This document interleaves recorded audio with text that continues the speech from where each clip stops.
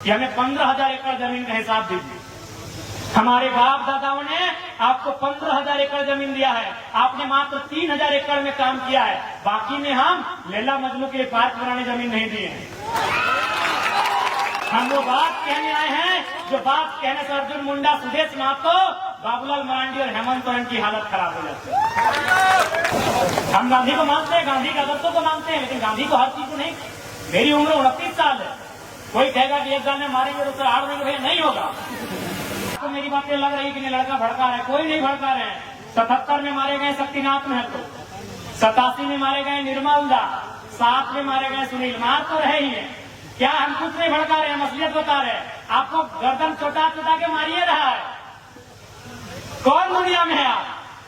77 में कोयला माफियाओं ने मारा, उसमें टाटा का रोल था, टाटा के सीएम का। आज हम खड़े होकर 1000 बार बोले हैं, टाटा सिधवा में भी टाटा है, टाटा के जीएम ने पैसा दिया था मारने के लिए।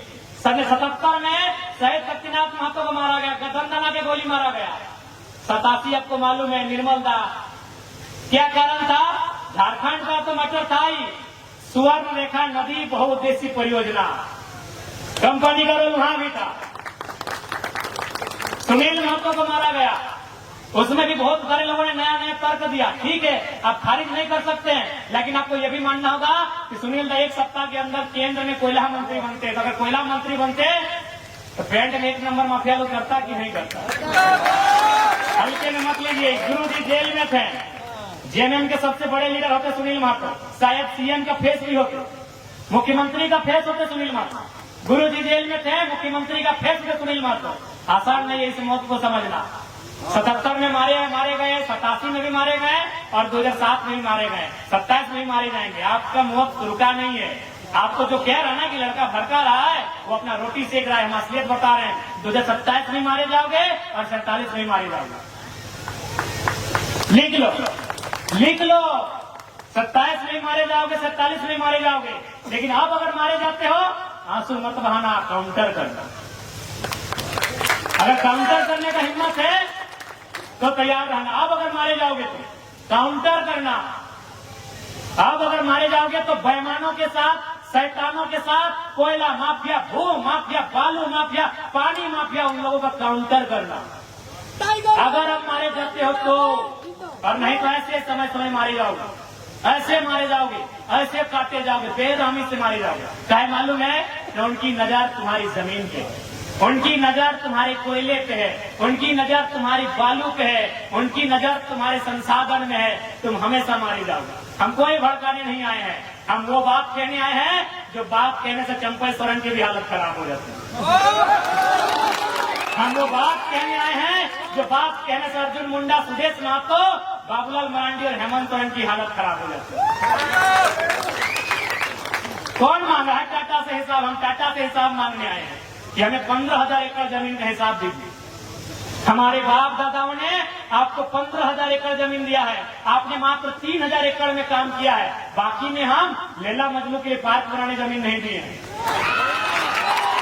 हमने रियल एस्टेट को बेचने के लिए जमीन नहीं दिया है। हमने बांग्लादेश से आए लोगों को और गैर झारखंडियों को बसाने के लिए जमीन नहीं दिया है। हमने कारखाना खोलने के लिए दिया है। पूरे 15,000 एकड़ में काम कीजिए और उस काम का दाम झारखंडी को दीजिए। कौन सवाल करेगा? करेंगे चंपा जी, कीजिए सदन में सवाल। देखते हैं, गए विद्युत जी संसद भवन गए, कीजिए सवाल। जोबा मांझी संसद गई है, जोबा जी करे सवाल, सुदेश जी करे सवाल, हेमंत जी करे सवाल। हम आपके सवाल को लेकर आए हैं, वो सवाल जो 70 सालों से दफन हो गई थी, उस सवाल को लेकर आए हैं।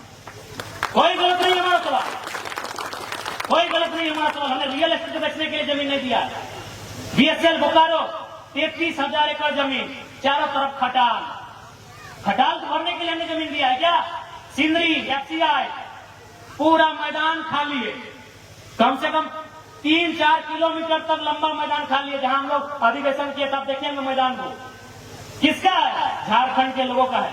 52 गांव, लगभग 52 गांव उजड़े हैं सिंदरी में, उनका जमीन है। तो कहे नहीं सवाल होगा, आपकी हैसियत जितना थी उतना जमीन रखिए, नहीं तो वापस कीजिए। तभी हम मानेंगे ये किसानों का देश है, तभी मानेंगे ये महात्मा गांधी का देश है, तभी मानेंगे भगत सिंह का देश है। और नहीं तो चिप चिप के कहेंगे ये विलियम ये जनरल डायर का देश है, ये चैंपलिन ना चार्लिन क्या बोलते हैं उनका देश है। जब गांधी के विचारों को मानेंगे तो हम क्यों मानेंगे? केवल अब कंपनी की बात करते हैं। आप हाथ से जंगल उजाड़ दिए, हजारों आदिवासी को वहां से विस्थापित कर दिए। आज भी जनरल डायर जिंदा है। आज भी जनरल डायर इन हवाओं में, इन वादियों में सत्ता में जिंदा है। जनरल डायर सत्ता में जिंदा है। आप उधम सिंह कब बन रहे हैं, ये तैयारी आपकी है। अच्छा, अभी एक मेडलिस्ट हमारी बाहर हो गई। क्या लगता है इसमें राजनीति नहीं है? मैं ये इस विषय पे हम बात नहीं कर रहे हैं। या तो सोना जीतती या तो रजत जीतती। और किनको तकलीफ थी? जो सत्ता में बैठे हैं। क्यों? कुछ दिन पहले वो सत्ता से पिट के गई है, उसका जोरदार नाम होता देश में। एक एंगल आप इसको तराशिए, वहां पे 1% ही तराशिए, लेकिन इस एंगल को तराशना होगा आपको कि जो 4 को उठा के एक दिन में पटकती है और फाइनल के दिन ड्रॉप आउट हो जाती है। मजाक नहीं है मेरे साथ। एक अब दक्षिण भारत में एक फिल्म देखे होंगे, एक मिस यूनिवर्स का कंपटीशन था। जो लड़की जीतने वाली थी उसको बोला हरा दो, उसका जो गुंडा था वो उसको हराइए, उसको हरा दिया गया। तो ये ओलंपिक में भी और खेल में भी सब कुछ हो सकता है। ज्यादा नहीं कहेंगे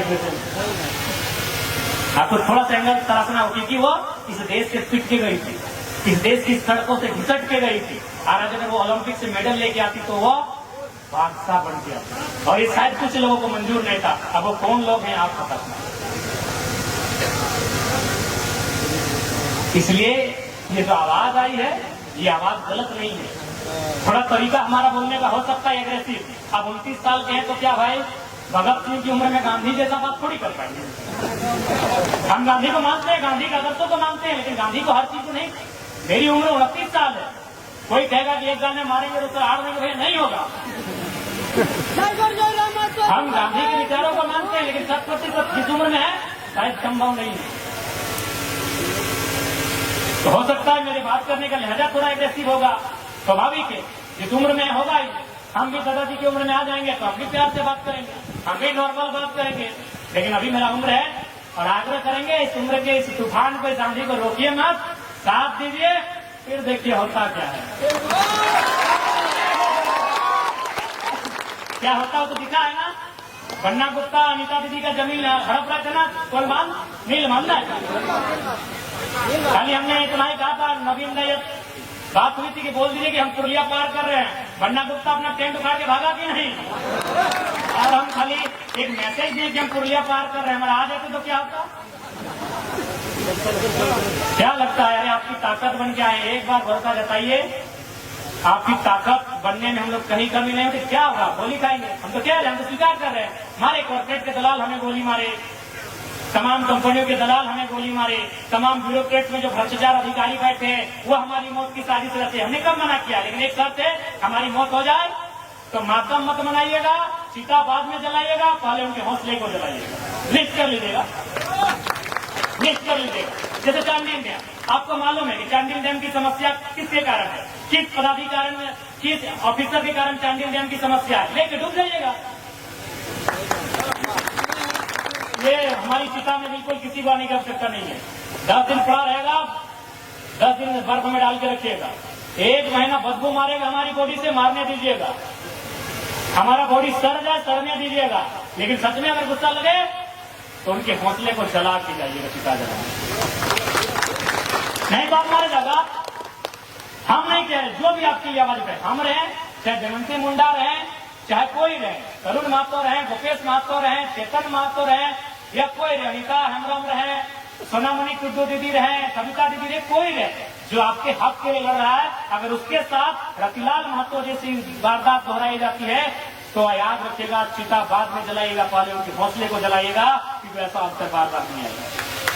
कोई नहीं।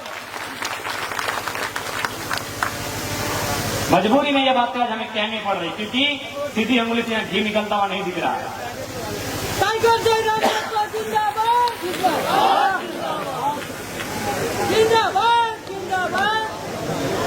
और अंत में इतना ही कहेंगे कि आज की जो हमारी लड़ाई है वो किसी व्यक्ति से नहीं है, किसी राज्य से नहीं है, किसी लोग से नहीं है। हमारी लड़ाई है उनसे जो हमारी जमीनों में हमारे सर पे चढ़ के हमारा शोषण कर रहे हैं। हमारी लड़ाई उनसे है। ठीक है, बाकी